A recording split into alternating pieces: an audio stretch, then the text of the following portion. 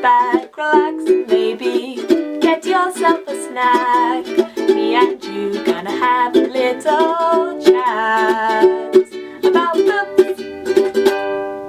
Hey guys, so I am here today to do a review which a couple of you guys requested after I uploaded my most recent video where I was kind of talking about all the things that I've been reading starting the new year. And one of those things was a series which currently has 3 books out. I believe there's going to be at least 6 in this series. It's quite an overinflated series, shall we say. So the series that I'm going to talk about is the Blood and Ash series by Jennifer L. Armentrout. Now this is a series which has had loads of hype from what I can gather, and I picked it up because it was actually chosen for a book club that I have at work. So it was chosen, the first one in the series was chosen as the book club book. So I picked it up to read it for that. It's not my usual thing because it is a paranormal, well, it's got a lot of romance. It's a paranormal series. It's definitely lots of gore and violence and blood and very raunchy, very erotic. So it's borderline erotica. It's a strange series. It's not quite what I expected. I must admit, I was not expecting it to be quite as erotic as it was. That's no bad thing. But this series in general, it surprised me for a few different reasons, in good ways and bad ways. And yeah, let's just dive into what I thought of it. So I've read the first 3. I actually audiobooked them. I audiobooked them back to back. And as I say, the first one was the book club book, so I needed to read that one. The ending of the first book was too dramatic not to carry on, even though the first book was just all right. Like, you know, you read a book and you think, that was all right. It wasn't great. It wasn't bad. It was just all right. That's how I felt about the first book. And this first book is very much a setup for the rest of the series. It's kind of introducing you to your main characters, who are Poppy. She's the main character, but then we have other side characters, predominantly Hawk is another character who comes in a big way. So Poppy and Hawk are really the main 2. However, Poppy is the one who takes centre stage for the majority of the series, and it's kind of her story that we're following. So Poppy is the maiden in this world. She is veiled at all times when she's in public. She is supposedly this bringer of something great for the populace of this world. She will, in some way with her destiny, really help the populace to fight back, and she is just someone they must protect, someone they must look after. But she doesn't get to mix with the general populace. She is very much shielded away from everyone. She's kind of been sent away to live with the Duke and Duchess, and she is hidden away from the people, doesn't really get to mingle, doesn't have any friends, doesn't really have anyone that she can confide in, doesn't even really know what her true calling or task is beyond being the maiden. But what does that really mean? Poppy doesn't know. Her only friend is her kind of maidservant, Tawny, and she's unsure whether Tawny and her have a real actual friendship or whether Tawny just kind of has to be her friend because she looks after her. And then she also has a friend in the guards who also looks out for her. So these characters are frustrating, but particularly Poppy is really frustratingly naive. Despite being able to kind of look out for herself and fight back in certain situations, she is also really naive, especially when it comes to things like sex, romance, love, those kinds of things. Obviously, she's not allowed to mix with people. She's not allowed to have relationships. She's not allowed to kind of get into any sticky situations. So none of that has really come up for her until she starts sneaking out and she starts to see some more lurid things, shall we say. And she's intrigued, but she knows she can never act on anything. She knows she's the maiden. She knows she has to stay pure, and she doesn't think anything will come of it until she ends up meeting Hawk. Now, this is kind of the beginning of their story, and it's one of those relationships where it's supposed to seem like it's an unachievable relationship, but obviously it's very achievable, and it's exactly what the whole series is going to focus on from that point onwards.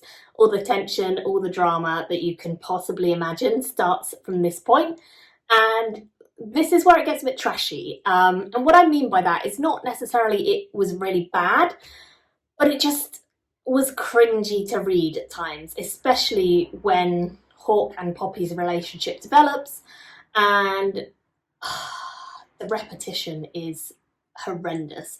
I will say the writing in this series is not great. I do not think this author has great prose at any point. I do not think the dialogue was great. I do not think the descriptions of the world were great. I don't think any of it was great. It was all just okay. You could tell the story, but it was nothing special, if that makes sense. And oh my god, the repetition. Oh my god is actually one of the phrases that they just keep saying. But also things like, you're so vicious, or I can't believe how vicious you are, or she might stab you.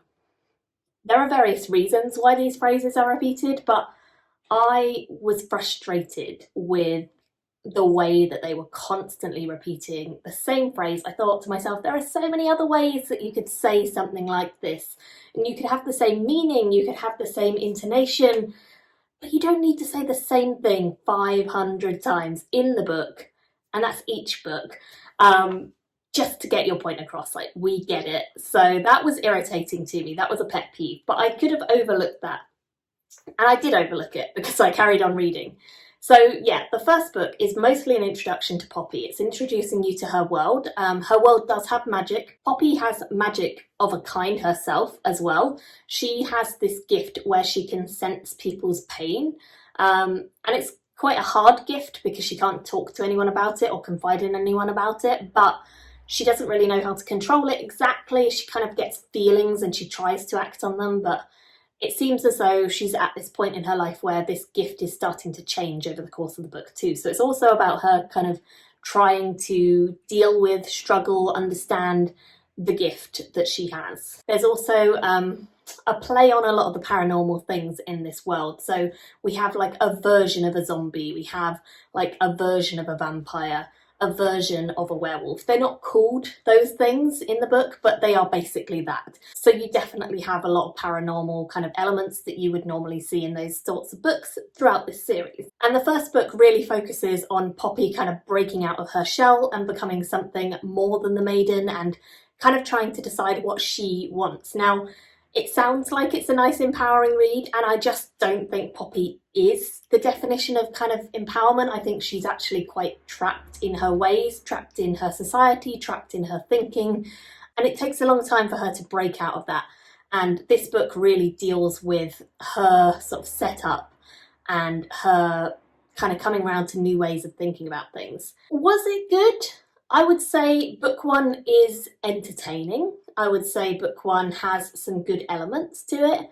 It's got some good moments. I liked the relationship that she had with her guard friend and with Tawny, and I think those moments were nice to see. I think some of the moments between Hawk and Poppy are quite endearing, but I also think it was just like cringy a lot of the time. It was cringy, and that's okay. I don't mind that, but it felt forced at times. It felt like there were certain moments where the romance wasn't really real and it was just being pushed a bit too hard. Kind of reminded me of things like Love Island, right? Where they're sort of all about love and romance, but actually it's all a bit forced. And it was a kind of similar thing here where like everything is supposed to be Poppy kind of getting empowered and escaping the system and Hawk helping her do that, but there's a lot of other reasons beyond that about why they're not made for each other, and there's a lot of crossed wires about who people actually are and their allegiances, and it was all a bit tense and all a bit fake at times. So yeah, I would say this definitely gave me Court of Thorns and Roses, that sort of series vibes. So if you like that series, I definitely think this is a series that you could try. It's much more erotic, this series, and it's definitely got some worse writing, I think. But if you're looking for a fix on sort of trashy, addictive books, this is definitely that, and it gave me that fix. I ended up giving the first one 3 stars. It's very likeable when you think about it as an overall, but when you start diving down into the nitty-gritty bits, there's a lot you can complain about and a lot that you're like, oh, why did I read this book? But it's still likeable, so I gave it 3 stars because I did overall enjoy my experience reading it. I thought it's not a super original world, it's not a super original character, but there's enough here to kind of get me interested, and really it was sitting on that 2.5 stars for most of the book. And then the ending came along.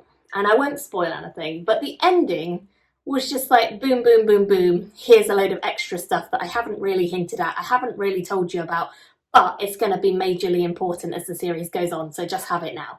And I was like, wait, what?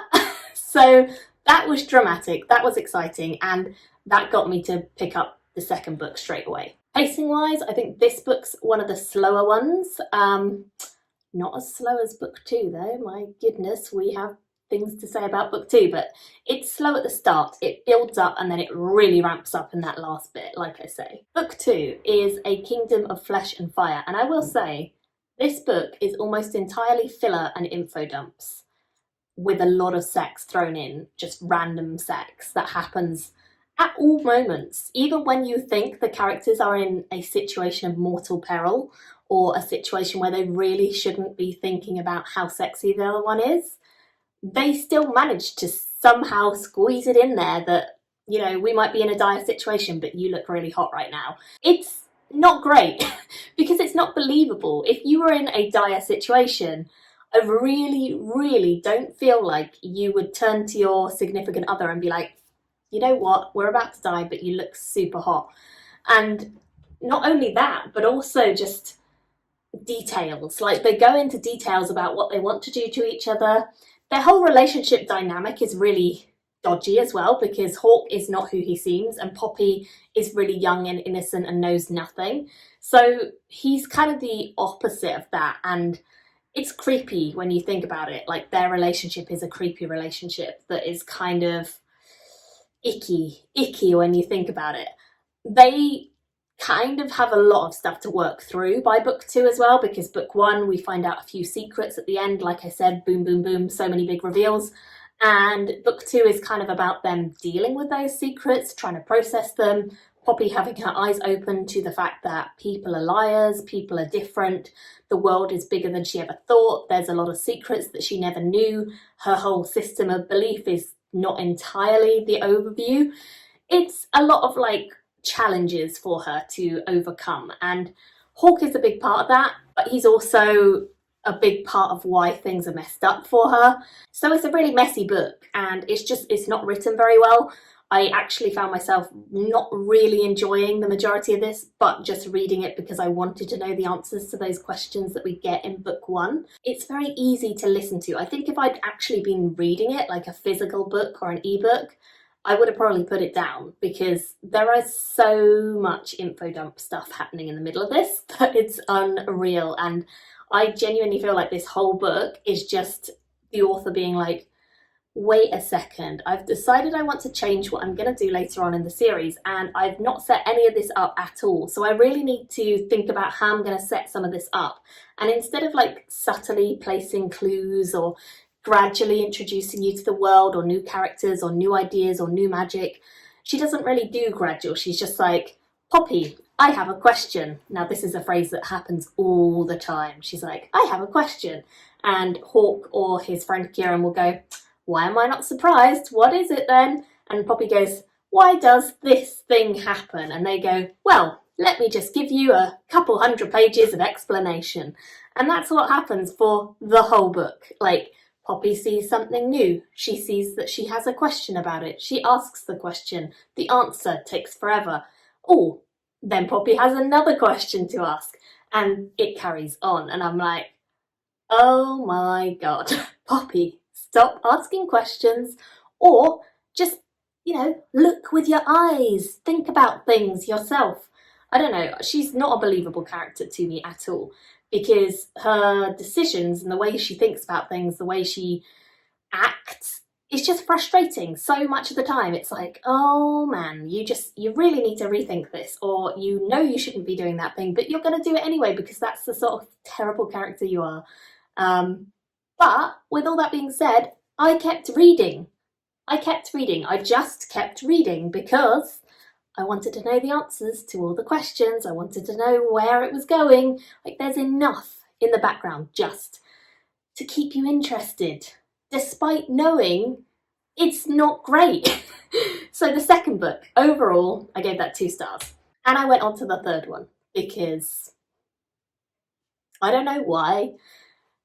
Again, it has a lot of like bang, bang, bang, this is crazy at the end, which I liked, because the whole book was just a constant waiting game for them to actually reveal things that were interesting and that would keep me reading and that would be fun. There is a lot of sex scenes in this, so if you're interested in a book with a lot of erotica, this is it, definitely. There's a lot of moments that sex just gets on the table somehow and they go for it, in all forms, not just like actual sex, but also, you know, just foreplay and having fun. I'm trying to remember what else is in this book.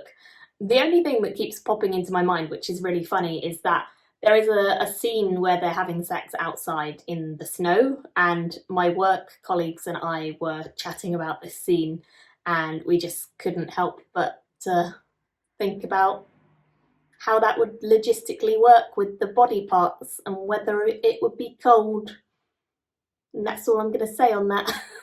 But moving on to book 3. This one was better than book 2, thank God. And it will probably make me want to read book 4 when it comes out, which I think is a couple of months. Despite it still having many of the same problems, it still has a lot of info dumps, it still has a lot of Poppy being dim or Hawk making bad decisions as well. But there was more resolution in this. There was more coming together from the characters. There was more sensible decisions, although not all of them.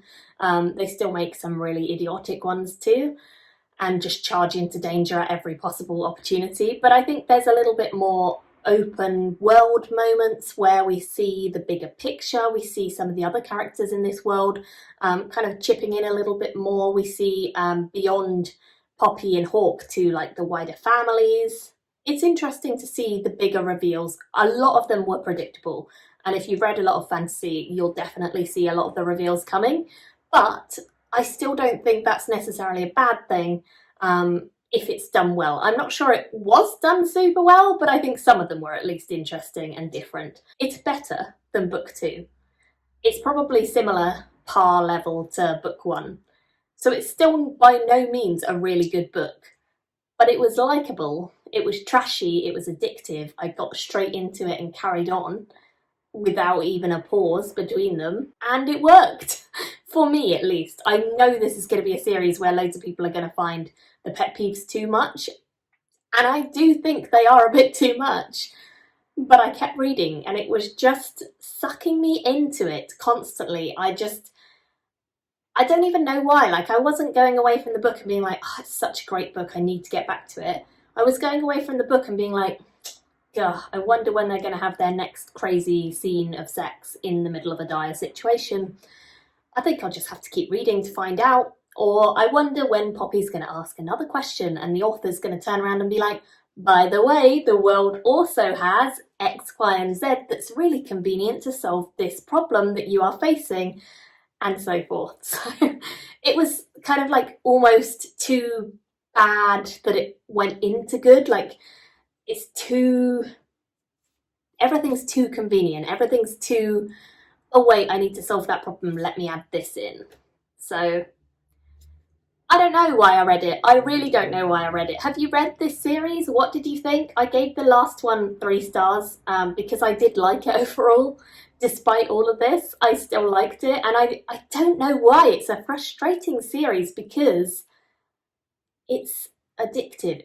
That's the only way I can describe it, is that it's an addictive series, because I don't want to like it, really. When I think about all the problems I have with it, like the creepy older guy with a younger character, the way that he is with her is really dominant, and I don't like his style of dominance and her style of like meek giving in. The constant barrage of like info dumps and questions and annoying nicknames and people who are just trash. But with all that being said, despite me not liking any of that, I just kept reading it. So I really would love to hear your thoughts. Did you guys have a similar experience? I know this series is really beloved. I don't know if it's just because other people got a lot more enjoyment out of it than me, or if it's because other people liked the sexy scenes a lot more, or they liked the world and the way it was revealed a lot more. To me, it all felt really, really basic on the writing, but Let me know if you have a different experience. Let me know if you actually love this series or if you hated it even more, because I didn't hate it. I just have a lot of problems with it. So let me know what your thoughts were. I'd love to hear them. Thank you all so much for watching, and I'll see you in another video soon. Bye everyone! Thank you for watching my video today. Go pick up a book, then come back and chat with me again.